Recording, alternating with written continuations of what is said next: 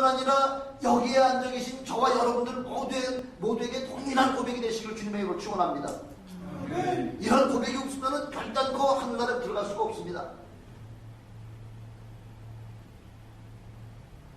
사도 바울이 지금 갈라디아서 쓰면서 사도 바울이 무슨 출신이에요? 어디 출신이에요? 유대교 랍비 출신이잖아요. 그 랍비 출신들은 어려서부터 공부를 그 율법을 공부하는 그 서기관들은요 어려서부터 성경을 여러 가지 아주 변증법적으로다가 그렇게 토론을 하면서 이렇게 모든 그 진리를 갖다 깨우쳐 나가는 것이 바로 유대 랍비들이 하는 방법인데 사도 바울이 바로 유대 랍비 출신이잖아요.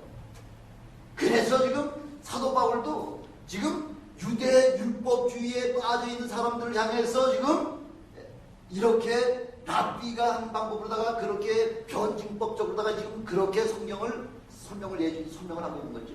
율법 유대주의자들에게 지금 설명을 하려고 할 것 같으면 뭘 가지고 설명하는 게 제일 쉬울까요?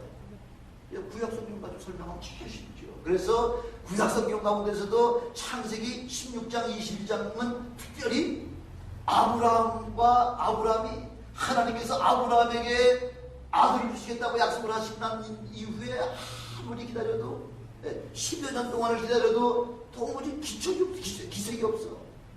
그래서 그 창세기 16장에 그 사라가 자기 몸종 그 하가를 아브라함에게 집어넣어가지고서 그래서 아이를 하나 낳은 것이 바로 이스마엘이잖아요. 그래서 창세기 16장하고 21장은 또 사라에게 이삭을 주셨던 그 장면을 갖다 이렇게 그걸 갖다 설명을 해주면서 첫 번째는 두 언약을 가지고 말씀하시면서 바로 이 두 언약은 두 여자다 이렇게 말씀하고 있는 거죠. 제일 이해하기 쉽잖아요. 너희들 알잖아. 모세에게 율법을 주셨던 그 하나님은 모세에게 율법을 주시기 벌써 430년 전에 우리 조상 아브라함에게 너로 말미암아 온 세계 모든 민족이 바로 복의 근원이 될 것이다. 바로 내 자손으로 말미암아 바로 메시아를 주실 것이다 하는 약속을 하고 이미 언약을 해주셨잖아요.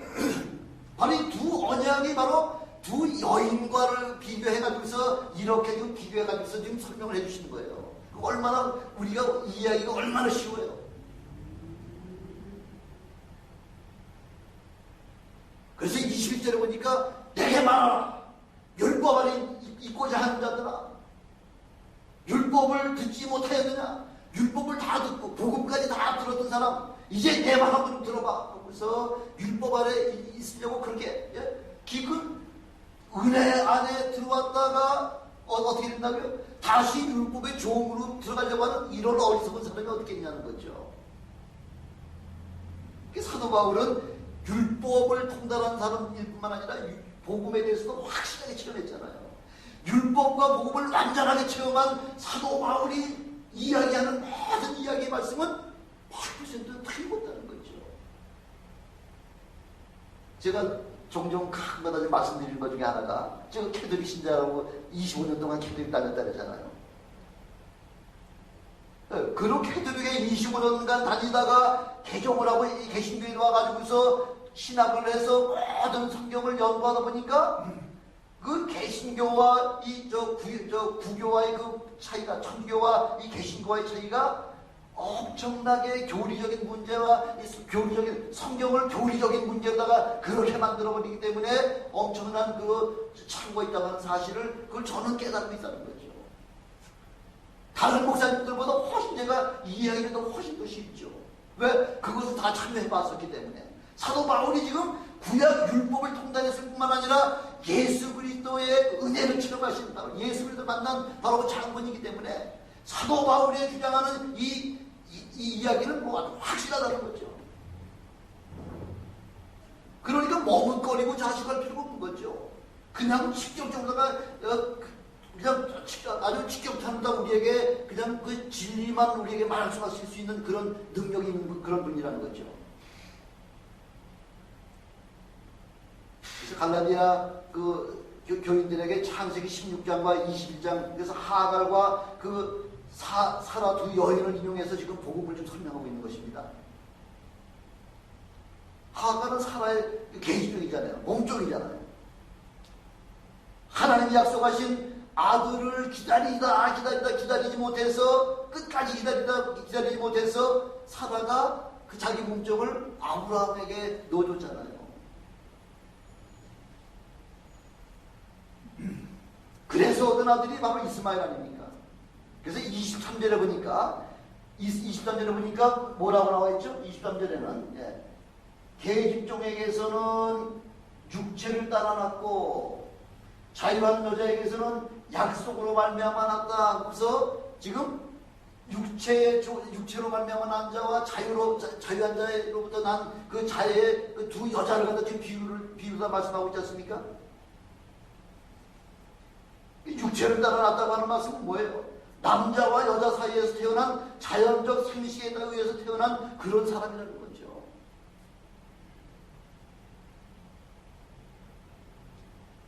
하나님의 약속에 의해서 난 자가 아니기 때문에 그래서 우리 하나님께서는 그 이스마엘에게는 유업을 줄 수가 없다고 하는 것을 그걸 우리에게 창세기 벌써 16장에 우리에게 분명히 말씀해주고 있는 거죠. 육신으로 말미암아 단 그런 육체의 자녀에 대해서는 없다는 거죠. 그런 유혹이 없다는 거죠. 한 나라를 우리에게 기업을 주시지 적이 없다고 얘기하고 있지 않습니까? 그러나 이삭은 하나님의 약속에 따라서 자유한 여자에게서 태어났기 때문에 그래서 유업을 얻을 수가 있다는 것입니다. 이 역사적인 사건이 바로 율법과 복음의 관계를 잘 설명해주고 있는 것입니다. 그냥 써진 거 아니에요. 이 사건이 바로 장차 있어야 될 그 은혜의 사건을 설명하기 위해서는 이 사건을 이미 예표로 우리에게 보여주셨다는 것이죠. 아무리 율법이 복음보다 1500년 일찍 나왔다고 하더라도 결국 율법은 복음에 종속되는 그런 섬기는 법이라는 거죠. 종로를 타는 법이라는 거죠. 이스마엘은 이삭보다 몇 살이 더 후배예요? 13살이잖아요. 그래서 이스마엘이 이삭을 핍박을 했다는 거죠. 이와 같이 현재도 율법주의자들은 본질을 망각해버리고 지금 복음 받은 자들을 지금 핍박하고 있다는 거죠. 그래서 데살로니가 전서 2장 15절에 보니까 유대인은 주 예수와 선지자들을 죽이고 우리를 쫓아내고 하나님을 기쁘시게 아니하고 모든 사람에게 대적이 되었다 이렇게 말씀하고 있지 않습니까? 율법의 용무라고 하는 것은 율법의 용무는 구원이라는 그 유업을 얻지 못하는 자들에게 다만 예수께로 인도하는 뭐라 그랬죠? 지난번에 배웠죠? 뭐예요? 율법의 용무가 뭐예요?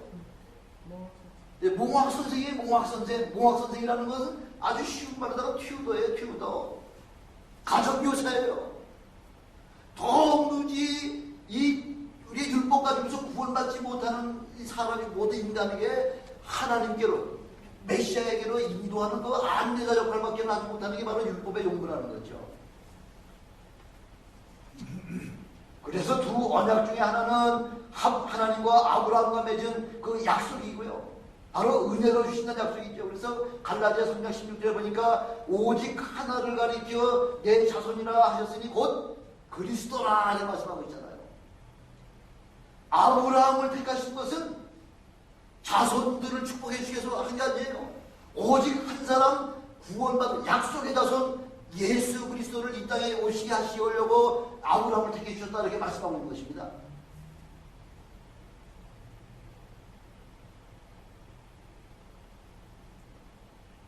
이 약속의 말씀보다 430년 후에 생긴 그런 율법이 하나님과 아브라함과의 그 모든 그 언약의 말씀, 약속의 말씀을 그걸 피할 수가 없다는 거죠.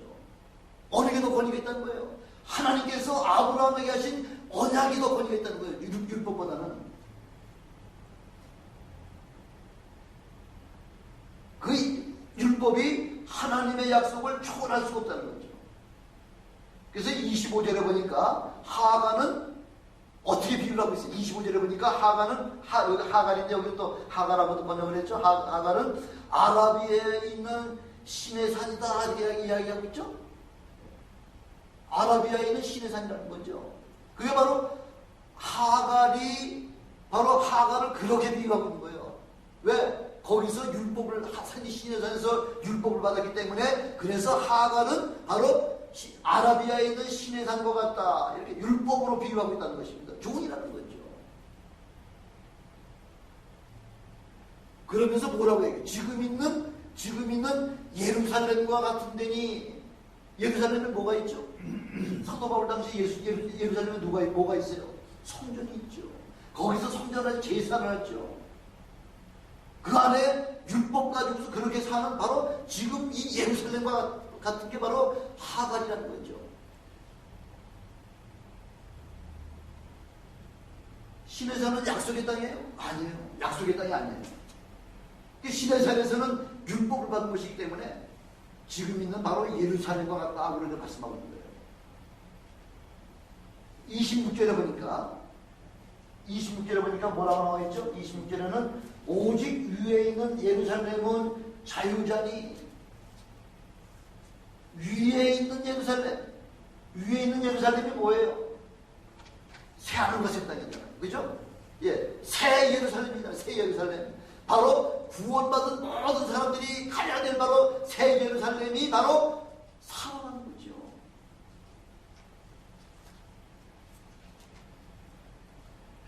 바로 살아나는 자유자요 곧 우리 모든 사람들의 어머니다 이렇게 말씀하고 있는 거죠. 그래서 우리는 믿음으로 말미암아 그 사랑에게서 거듭 태어난 그리스도인이라는 거죠. 그래서 빌립보 3장 20절에 보니까 오직 우리의 시민권이 어디에 있다고요? 하늘 안에 있다는 거죠. 이미 여러분들은 이 살아로 말미암아 약속의 자녀 안에 들어와 있기 때문에 우리 모두는 우리의 소망은 이미 우리의 유업은 바로 천국에 있는 바로 그곳이 천국 시민권이 바로 우리의 소유권이 있다 하면서 그렇게 말씀하고 있는 것입니다. 그것뿐만 아니라 27절에 보니까 약속의 자녀들이 육신의 자녀들보다 더 많다 이렇게 말씀하고 있죠. 약속의 자녀들이 그 말씀을 이사야서 54장 1절의 말씀을 인용을 하고 있는데요. 믿음의 자녀들이 유대인의 자녀보다 더 많다는 것을 그걸 지금 우리에게 말씀해 주고 계시는 거예요. 우리 모두는 약속의 자녀들이기 때문에 다시 육신의 자녀로 돌아가지 아니하시길 주님을 축원합니다. 갈라디아 사람들 교인들 같이 기껏 그래 은혜 받고 저 축복받은 그 반열에 있다가 다시 그 율법의 종로로 사는 데로다가 들어가는 그런 어리석은 사람이 되지 아니하시기를 주님의 이름으로 축원합니다. 두 번째 유업을 얻기 위해서는 바로 우리는 약속의 자녀가 되어 있다고서 28절에 이렇게 말씀하고 있죠. 이삭이 이 땅에 태어나는 것은 육신의 방법으로 태어난 거 아니에요. 그렇죠? 아브라함은 마른 낙지기가 같다 그러잖아요. 사라는 마치 죽은 자와 같다는 거죠. 그런 사람들 가운데서 무슨 그런 그 어린 아이를 낳을 수 있겠냐는 거죠. 이건 전적인 하나님의 능력이요 하나님의 은혜라는 것이죠.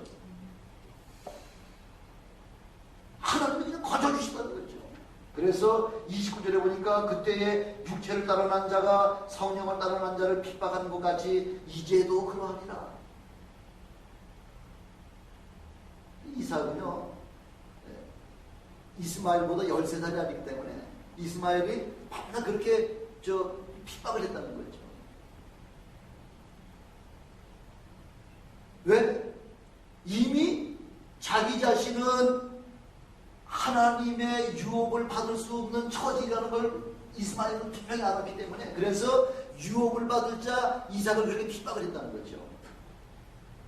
창세기 21장 9절에 보니까 이스마엘이 이삭을 희롱했다 이렇게 얘기하는데 희롱했다 그러는데 사도 바울은 희롱이라고 하는 표현보다 더 강한 핍박이라고 하는 표현으로다가 왜? 지금 사도 바울은 자기 자신이 지금 당하고 있는 모든 그런 사실이 바로 핍박을 받고 있잖아요. 누구한테? 율법을 가지고 있는 그 율법의 그 죄의 종들의